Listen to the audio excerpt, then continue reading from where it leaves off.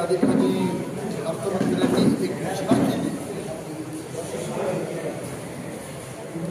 ती घोषणा विस्तारित महिषाचे टेंडर फोडले आणि दुसरे आपल्याला एक मोठी घोषणा झाली, सौर ऊर्जेच्या प्रकल्पांना जे बरेच दिवस आपण त्यामध्ये प्रधानमंत्र्यांच्याकडून केंद्र सरकारची हमी घेऊन KWF ही एक जर्मनची बँक आहे, 2.35 एवढाच कमी इंटरेस्टनं वर्षाला आपल्याला हा पैसा मिळालेला आहे।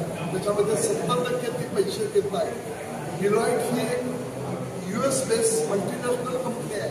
त्यांनी याचा सर्वे करून एक जो रिपोर्ट केला होता तो सगळे या योजनेमध्ये सुधारणा आणि 200 मेगावॅटचा सौर ऊर्जेचा प्रकल्प असा आपल्याला यामध्ये धरलेला आहे। 1500 ते 1550 कोटी रुपयांची यामध्ये खर्च आहे। यामध्ये 30% राज्य सरकारनं द्यायचे आहे। केंद्राने केलेला सगळा करार जसाच्या तसा राज्याला दिला आहे। केंद्राची हमी आहे, राज्य सरकारच्या माध्यमातून त्याची घोषणा झाली।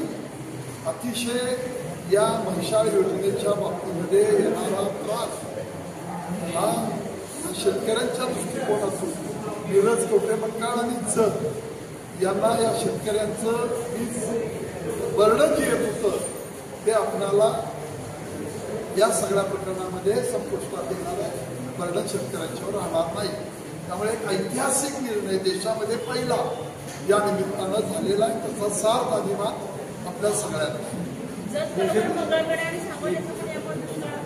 त्या तालुक्यांना महिषाबद्दल पाणी जात नाही, त्यांनाही त्याचा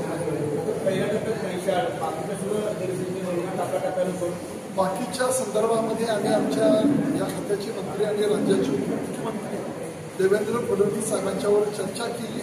टप्प्याटप्प्यानं या सगळ्या योजना ज्या लिफ्ट इरिगेशन आहे, ज्याच्या 2 टप्प्यापेक्षा अधिक उचलण्याच्या प्रक्रिया आहे, त्यामध्ये आम्ही मागणी केलेली आहे। त्यामध्ये टेंबू आहे, त्याच्यामध्ये विस्तारित महिषा आहे आणि ताकारे आहे। या सगळ्यांनी मागणी केलेली आहे। तत्वता त्यांनी मान्यता दिली।